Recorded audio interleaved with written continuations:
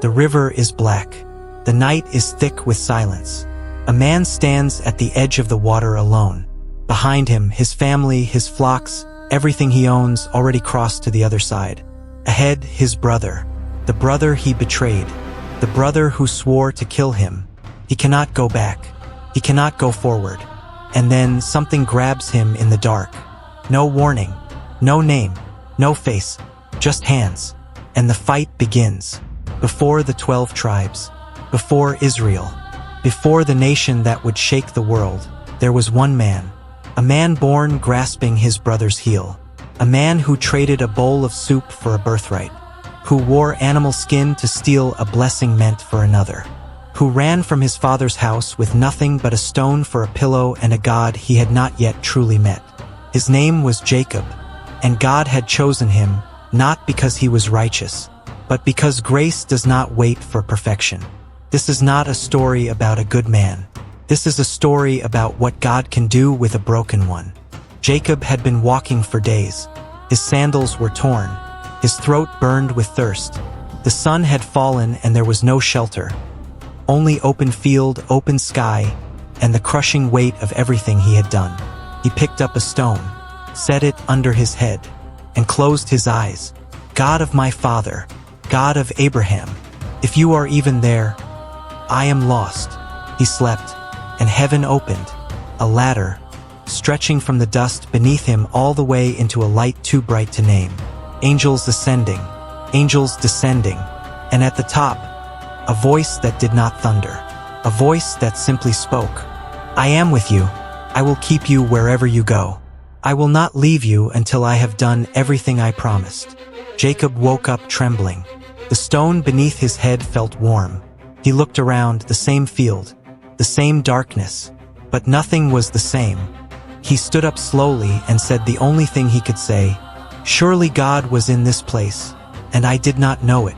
He set the stone upright, poured oil over it, and called the place Bethel, House of God. You have had nights like that. Nights when you were running from something, when the ground beneath you felt like the only thing left. And God came not in the storm, but in the stillness of an ordinary stone. He was always there. You just didn't know it yet. 20 years. That is what it cost. Jacob arrived at Laban's house a fugitive with nothing. He fell in love with Rachel and agreed to work 7 years for her hand.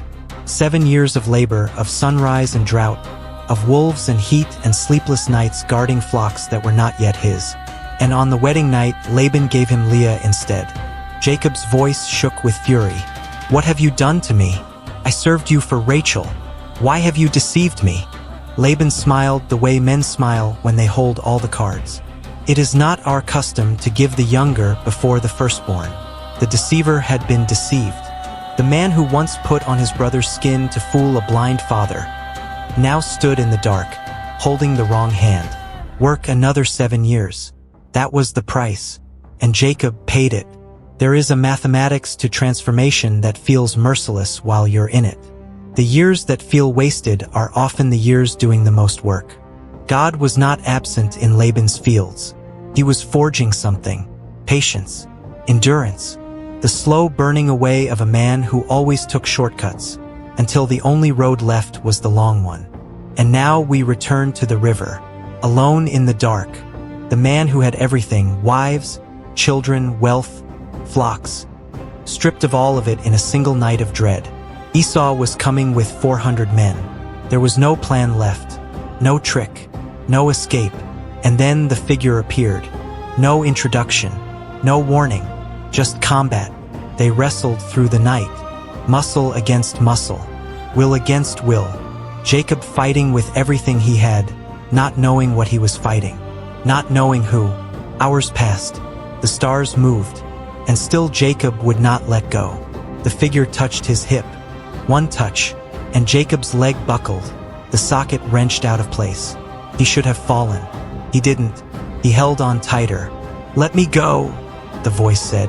"The dawn is coming." Jacob's breath was ragged. His leg was fire. His arms were failing.